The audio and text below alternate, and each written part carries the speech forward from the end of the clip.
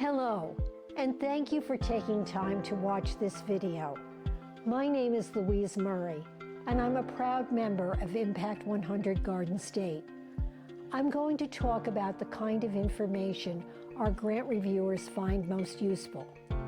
Before you start working on your application, make sure that you meet all of our eligibility criteria. Our website explains the eligibility criteria and required financial documents. We have also posted videos about these topics on our website. Here, I'll just mention that we fund specific programs rather than provide unrestricted funds.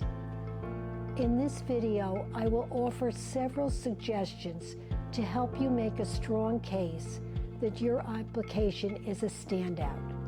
If you are looking for a detailed explanation of how to respond to specific questions, read our 2026 Grant Application Instructional Guide. Again, this guide is posted on our website. Before you begin the application, you may want to consider bringing your team together to brainstorm these 3 questions. What is the need we want to address for a specific population? Second, what will we do to meet this need? And third, how will we know if the need was met? Regarding the unmet need, be sure to consider what data you can provide to demonstrate the need exists. Here, we are interested in local data, such as having a waiting list, feedback from the community, observations from staff, and municipal and county level statistics.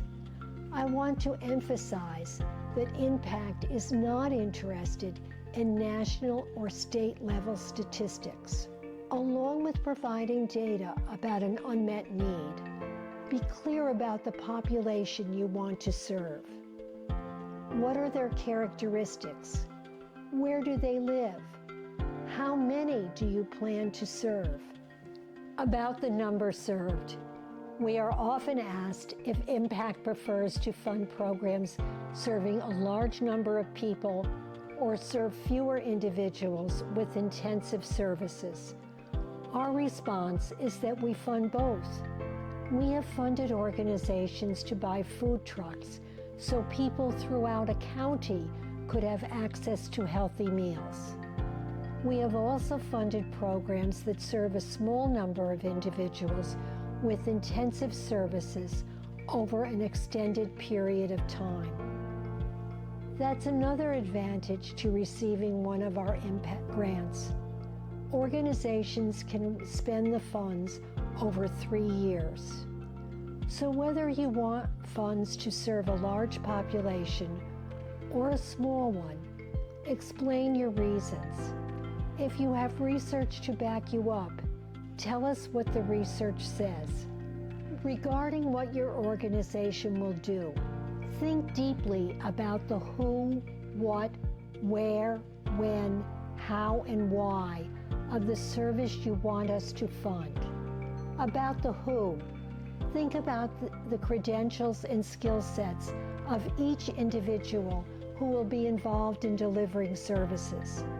Impact will ask you to specify the skill set for each individual. If any of these individuals are bilingual, have lived experience, or live in the community you will serve, be sure to mention this.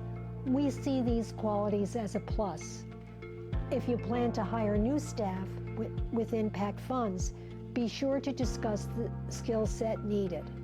About the what, think about how to describe the services you want Impact to fund in a way that is easy to understand. For example, if you are offering trauma-informed services, explain the key characteristics of this approach. If you want to provide case management, be sure to explain what services are provided. Also be sure to define acronyms. For example, before referring to DCP&P, spell out Department of Child Protection and Permanency. About the where, make sure to identify a specific location, or more than one location, where the program will operate. If you will use a new location, explain how you will have this site ready to use. About the when. Be clear about the timeline for implementing the program. Keep in mind that you can spend the impact funding over a 3-year period.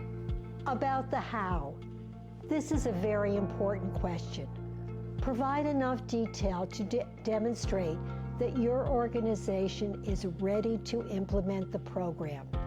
We look less favorably on applications that anticipate a long preparation period or where the applicant has not identified possible obstacles. Here are 2 examples of potential obstacles you should consider. The first is inter-organization cooperation. Many applications seek funding for programs that will require cooperation from other organizations. Our application asks you to identify any organizations that will provide referrals, meeting space, or a particular service. If your application advances, we will ask you to formalize an understanding with the other organization about how you will work together. Be prepared. We may ask that you provide a written agreement within a month of our request. A second potential obstacle is the location site. Our application asks you to identify any permits, variances, or other approvals you will need to obtain in order to deliver the service. We want to be sure that you have a plan for obtaining these permissions so that you can go forward with delivering the service within 3 months of receiving an impact grant. Another important component of the how is the budget. Here, I want to clarify that Impact will fund all expenses, be it staff, prorated overhead costs, equipment, and/or building renovations, as long as you make the case that these expenses are essential to delivering the program you want us to fund. You can learn about our budget format by watching a video titled Understanding Required Financial Documents, and by looking at the budget template on our website. About the why. Applications that provide a clear rationale make a very strong case. Be sure to discuss any evidence you have from your organization's experience. You may also want to summarize research from your field of practice. Just be careful to explain the research in clear and straightforward language, and avoid jargon. You may want to indicate a URL, no hot links please, because we will read it.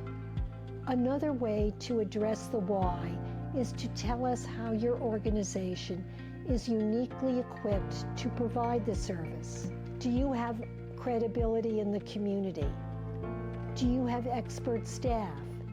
Do you have partnerships with organizations that can deliver needed services? Does your organization's mission and current leadership support the application to Impact100 Garden State? Regarding how you will know if the program addressed the unmet need, you may want to begin by considering what success would look like. Would individuals have healthy food? Would students improve their reading level? Would adults gain employment?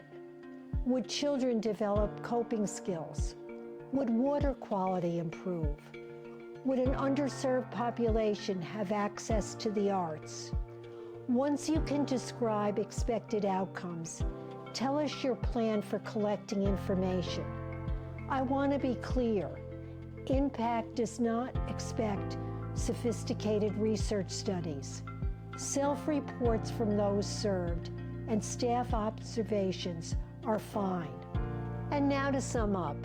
In this video, I have highlighted the kind of information we are looking for. I know I have mentioned our eligibility and financial documents videos, but here I want to encourage you to view another video from a nonprofit leader who has received 2 grants from Impact. In her video, Heather Thompson, Executive Director of Table to Table, discusses the process she and her team used to submit successful applications. If you want guidance about how to respond to a specific question on the application, read the 2026 Grant Application Instructional Guide on our website. Contact us at grants@Impact100 Garden State. We check this email daily, but we may need a few days to research your question. In closing, on behalf of Impact100 Garden State, I thank you for the work you do to serve our communities. All 400 plus Impact members have great respect for what you are doing, and all of us wish you the best. Thank you again.